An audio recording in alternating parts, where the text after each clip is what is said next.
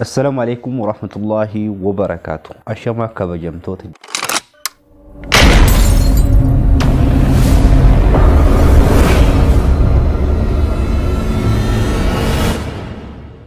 جالتم دوتا ilmaan Oromoo nageenyi koo kan ramadee hunda keessan bakka jirtanis naa gogsinin jecha akkam jirtanii nageenyi badhaadhaa lafina gittee anis jira galata rabbi huma hin jedhu waa yaada keessanii malee yawwa jireenya gargar nu fageesse inna kanaafuu wanti isin jechuu barbaadu maal akka isin jedhu feetanii ana barreessa kanaafuu har'a video gaafif deebii nama wajjin qaba gaafif deebii kana eenyu jechuun keessaniin oolu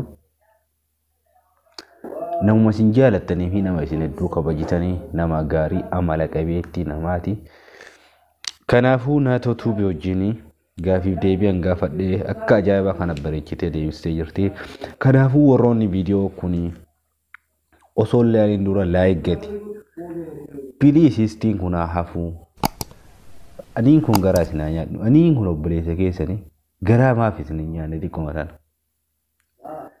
garaa maaf nu nyaattee naan hin jennu kanaafuu akka garaa isin nyaadhu hin beekaanu garaa maal godhaa isin nyaadhaa miti ani kanuma nyaadhaa garaa namaa maal godhaa nyaadhaa miti kanaafuu viidiyoo kana osoo ilaalaniin dura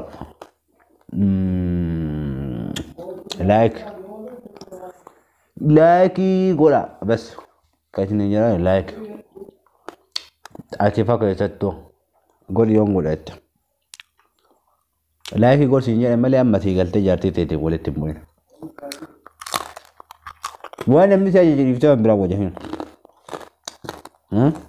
kana fu anyanno ehum video kala la gataji joles ni jara tanema bare da kan owe hin fida video kana hanga tuma sillada like share godu hin daga tina anya nulle ihinin jara banna ta chusti ademu woli fayan nu woli fayan potentare hin dali hina hakado Pelis kanaafuu isin amma kasin jenna waa hojjennu rakkoo teeknikaatiin nu mudate kanaafuu viidiyoo makana irraa share gataatiin waan akkana isin jedha akka guyyaa jimmaa kana bareedu guyyaa kan bareede maal qaban akkas isin jedha like gataatii gaafiif deebii naa ta'uudhiin godhe isinii gadhiisaa akkana hordoftan kabajjan Harka fuunee hordoftoota Dodolaa Show nagaan waaqayyoo lafa jirtanitti isiniif haa baay'atu akkam jirtu nagaa keessanii ani obboleettiin keessan nagaa koodha namoota nan beekneef ani naatootuudha egaan har'a mana Dodolaa Showtiin argama Dodolaa Show gaafii nagaafateeti ture gaafiinsaa hedduu tokko cimaa gaafiisaa deebisuudhaaf qophooftu ta'ee dhufeera hanga danda'e ofirraa qolachuuf na yaala itti aansuudhaan obboleessa koo jaalatamuu fi kabajama Dodolaa Show gaafii kana mana keetti naaf feeruu keetiif hedduu galatoomii siin jechuuti barbaada. Egaan hordoftoonni Dodolaa Show immoo like share gochuudhaan akkasumallee qeeqa yoo qabaattan saanduqa koomentii jalatti barreessuudhaan obboleessa keenya akka jajjabeessitan jaalalaa fi kabaja guddaadhaan isiniin nan gaafadha. Mana isaatiif haaraa kan taatanillee maatii ta'uudhaan ijoollee Oromoo akka jajjabeessitan dhaamsa isinii dhaamaa kallattumaan gara gaafii obboleessa keenya guyyaa har'aatti ittiin darba. Gaafii tokkoffaan akkas jedha. YouTuberoota ijoollee Oromoo keessaa namni fuulduratti ni milkaa'aa jettee dhiira lamaa fi shamarran lama nuuf eeri jedha. Namoonni yoo hojjetani namni kamiyyuu ni milkaa'a. Namni kan hin milkoofne gaafa abdii kutuu fi gaafa hojii hojjetu sanarraa yookaan kaayyoo isaatirraa teellatti deebi'udha. Kanaafiyyuu namoota hundumaayyuu eenyuun eebbilu ati ni milkooftaa ati hin milkooftu otoo hin taane namni hojjete kamuyyuu ni milkaa'a waan ta'eef ebeluun hin milkaa'a ebeluun hin milkaa'u jedhee deebisuudhaaf dhugaa dubbachuuf taanaan hedduu ulfaata. Hundi keessanuu ni milkooftu, ni milkoofna. Jabaadhaa sideen jechuu barbaada. Galatoom. Gaaffiin itti aanu abbaa manaa kee yookiin jaarsi kee osoo nama akkamii ta'ee jaalattaa? Bifa bareeda, amala bareeda, nama gaarummaa, namummaa gaarummaa, hayyuu kanneen keessaa kamiidha jedha. Nama as keessa nama amala qabu jaaladhaan. Amala yoo qabaate biyyaafis ta'a. Amala yoo qabaate hayyummaa isaa saniin illee biyya bulchuu danda'a. Kanaafiyyuu amala gaarii otoo qabaate nan hawwa. Abbaan manaa koo immoo amala gaarii qabas. Gaaffiin itti aanu abbaan manaa kee osoo jaartii lama sirratti fuudhee maal goota? Dhugaa dubbachuuf taanaan ni ulfaata. Garuu dursa maaliif narratti fuudhe gaaffii jedhu ofiin gaafadha. Ani dirqama haadha manummaa natti kenname sana ba'eeti jira moo hin baane kan jedhu ofiin gaafadha. Dirqama haadha manummaa sana ba'ee jira yoo ta'e inni immoo sanarra darbee narratti nama biraa kan dabalu yoo ta'e wanti hin godhu hin jiru. Garuu mana sana keessaa hin ba'u. Isaan ol fudhatanii habaan malee ani mana dura seeni sanaa hin ba'u. Nama kan biraas hin heerumu. Achuma keessan ta'a malee wanti hin godhu hin jiru. Fedhii isaa immoo ergan ani dirqama haadha manummaa kootii ba'ee deemee fuudhee isa miidhu. Nama kamuyyuu hin miidhu. Kanaaf wanti hin godhu hin jiru jechuudha. Garuu sanarraa nu haa baraaru dhugaa. Hin ulfaata. Kanaadha.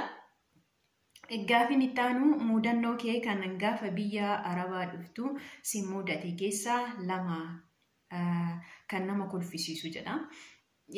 Ani mudannoo kana dhugaa dubbachuuf taanaan akka mudannootti ilaalu namni mudannoo hin qabne hin jiru. Garuu mudannoo akka mudannootti ilaalu lash godhee ilaala nasin kofalchiisu jechuudha. Yeroo jalqabaatiif ani biyya Arabaa yoon dhufu wanti hunduyyuu naaf haaraadha. Biyyi naaf haarawaa. Haalli ijaarsa manaatillee wanti hundumtuu mana keessatti naaf haarawaa. Ani intala baadiyyaati. Kanaaf garuu yeroo dura isaan na fudhatanii gara manaatti naan galan manni isaanii fooqirra daraachi sanirra ol ba'uun dide. Qaxxedeen naabbadde. Na mudannoo kiyya keessaa daraacha sanarra ol ba'uun sodaadhe nan dhaabbadhe. Achumaan maali naan jette intalli hin jirti takka maali naan ani maal jedhee taa deebisure daraacha sanitti ol ba'uu sodaadheera. Ani fooqiin beeku biyya koo keessatti kanan beeku mana lafarraati malee hin beeku. Sana baay'ee ol fagaata waan ta'eef baay'ee tokkoon sodaadhe jalqaba akka mana isaanii seenanii. Sanarratti darbee immoo mudannoo nani qabu halkaniif guyyaa addan beeku. Dukkanaa'ee guyyaa ta'e wanti hin beeku tokko iyyuu hin jiru jechuudha. Hin jiru. Kanum deemee rafinaan jedhu ganama immoo sa'aatii malee ka'a. Sa'aatiin itti rafuun beeku, sa'aatiin itti ka'uun beeku. Baay'ee rakkachaa ture. Inni biraan immoo mudannoon kiyya kan biraa bishaan jechuudha. Yeroo kamiyyuu kan hin daganne bishaan immoo yaa jedhu isaanii meeshaa dhiqee qulqulleessee bishaanicha sana burcuqqoo manqorqoraa wajjiniin fuudheetiniin kazzaan dulaappii sana keessa kaa'ee. Achumaan isheen argite madaamiin jechuudha. Argitee raawwattee kuni maalidhaa jette. Mooyaa jette isheen jechuudha. Mooyaa jette. Mooyaan afaan Amaariffaatiin waan jedhamu hin beektu waan ta'eef nama qulqullina qabu, nama mooyaa qabu akkas jedhama miti. Akkamitti ani otoo shintibeetii ishee dhiqu, otoo qulqullina ishee akkanatti mana isheedhaa qulqulleessu guyyaan dhufu kusheenan kun nama jibbisiisa. Har'a akkanatti qulqullaa'eera mooyaan qabdu akkamitti naan jettee balaan buuse bakka nan bu'e. Nan bu'e mimmaan kiyya caafumarra jira. Hedduu tokkoon bu'e dhugaa dubbachuuf taanaan baay'een bu'e. Maaliif boorsa naan jette akkamitti mooyaan qabdu naan jetti maal jedhee itti deebisure baay'ee tokkoon bu'e. Haga maktabatti akkana deebisaniifillee bu'een ture jechuudha. Xiiqii natti ta'e odoon hojjedhu akkamitti akkas naan jettee. Edaashiin bishaanii ergasii erga naa galee garuu baay'een ofitti gaabbee jechuudha. Haga kanaadha. Hedduutu jira. Garuu waan nama kofalchiisu miti malee biyya ormaa kana keessa gaafa dhumnu mudannoo hedduu qabna jechuudha. Waa hedduu bira darbine jechuudha. Gaaffiin itti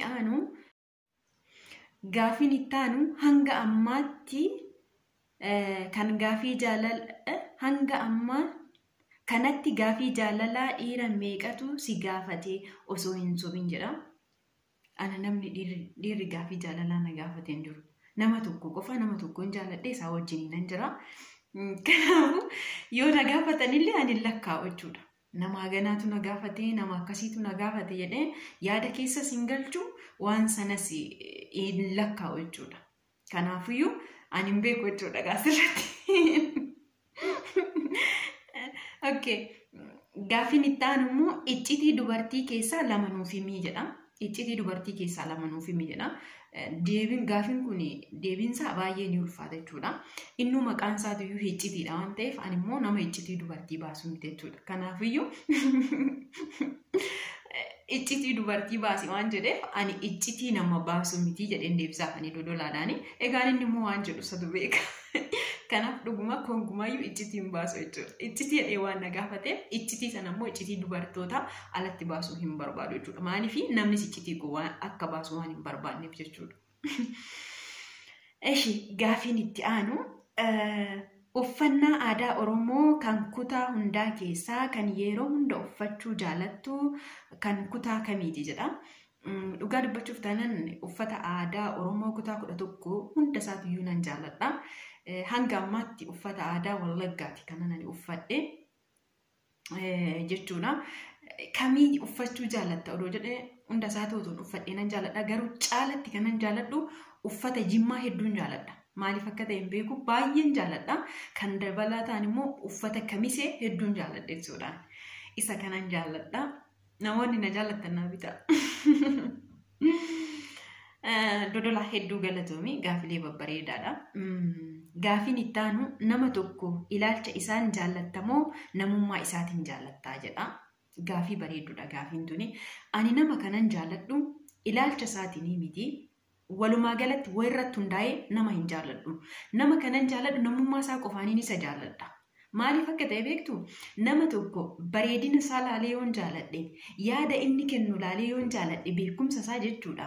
Gama biraatiin immoo amantaa isaa laalee yoon jaalladhe nama sana sababa irratti hundaa'een jaalladhe isinii gale miti. Nama sana maa irratti hundaa'een jaalladhe ilaalcha inni qabu irratti hundaa'een jaalladhe. Nama ta'ee kan hin dogoggorre hin jiru muka ta'ee kan hin tortorre hin jiru gaafa ilaalcha dhanii itti siqeenii jaalladhe sana gaafa namni suni gadhiise nama sanirraa kompiliitilee yeroo sanan adda ba'a. Kanaafiyyuu nama wayirratti hundaa'ee konguma hin jaalladhu. Nama kanan jaalladhuun namummaa isaa nama ta'ee uumamuu isaa qofaaniin isa jaalladha jechuudha. Ani naatoon akkasii. Eshi gaaffiin itti aanu dhuma irratti obsaa fi gorsa kee tokko dhuma irratti obsaaf gorsa kee tokko yaadaaf qeeqa kan obboleessa wanti na dhaamtu yoo jiraate kan obbolummaa wanti na dhaamtu yoo jiraate akkasuma maatii kiyyaaf jedha. Asirratti dhugaa dubbachuuf taanaan anaayyuu na gorsu nama hin gorsu. Dabalataan immoo ani nama obsallee qabu miti. Obboleessa kootiif wanti dhaamu egaa chaanaala hojjechuun waan salphaa miti yuutuubii kanarratti hojjechuun akkuma beekamu Dodolaa Show yookaan Abdiisaan duraan hedduu hirmaachaa ture hirmaannaa gaarii qaba. Nulillee nu jajjabeessaa ture amma garuu gara teellaatti deebi'eeti jira. Gara duubatti deebi'ee jira jechuudha. Kanaaf duubatti deebi'uu hin qabdu. Dhaloota dhufu jajjabeessuu qabda. Dhalootaaf fakkeenya ta'uu qabda. Hojii tokko jalqabdee wixineetti hin dhiisini. Kanaafiyyuu hojii jalqabde sana itti fufiitii hojjedhu. Dabalataan immoo waan hojjettu kana namoonni yoo si daawwachuu baatanii namoonni nan daawwatanii anaan namni quba nan qabu jettee duubatti deebi'uun sirraatii hin eeggamu. Yoo ati hojjette namni fedhii malee dhufee si daawwachuu danda'a. Caalatti immoo ati guyyaa guyyaadhaan viyuu laaloo doon taane guyyaa guyyaadhaan beekumsa maddisiisuu yaadisiin jechuu barbaada obboleessa kiyyaan. Maaliif namoonni baay'een guyyaa guyyaadhaan viyuu laallanna, laayikii laallanna garuu beekumsa keessa jiru sana buqqisuu yaalaa hin jiru waan ta'eef kanaaf obboleessa koo namni yoo si daawwachuullee baate rakkoo takka hin qabu ati cimina keetiin itti fufii hojjedhu gaafaat hojjette namni fedhii malee dhufee si daawwata. Kanaafuu hojiirraa hin badinii. Kanarraa kanaaf immoo nama ta'ii argamii of bira darbii maatii ta'ii maatii bira darbii biyyaaf ta'ii ilma sabaa ta'ii siin jechuuti barbaada. Maatii Dodolaa Shoof immoo wanti nani dhaamu fi obboleessa keenya jajjabeessaa ofii keessaniifis jabaadhaa. Iddoon taane iddoo likiskisaatti argamina, iddoo gaariitti argama, iddoo gaariitti waamama. Ijoolleen Oromoo guddachuu qabdi. Ijoolleen Oromoo beekumsaan dagaaguu qabdi. Ijoolleen Oromoo tokkummaa ishee cimsuu qabdi. Tokkummaa haa cimsinu amantaan, gandaan, lagaan.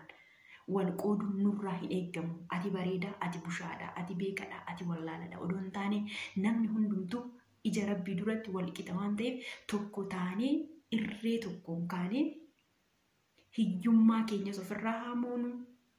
Tokkummaa keenya biyyi keenyallee akka bilisoomtu haa kadhannu. Isiniinan jedhaa hedduu sin jaaladhaa, hedduu sin kabajaa. Gaafin deebise keessatti dogoggorri hoo jiraate qeeqa yoo qabaattan saanduqa komentii jalatti nu barreessaa, ni sirreessinaa. Waan deebi'uu qabu jiraate immoo isiniif deebisnaa.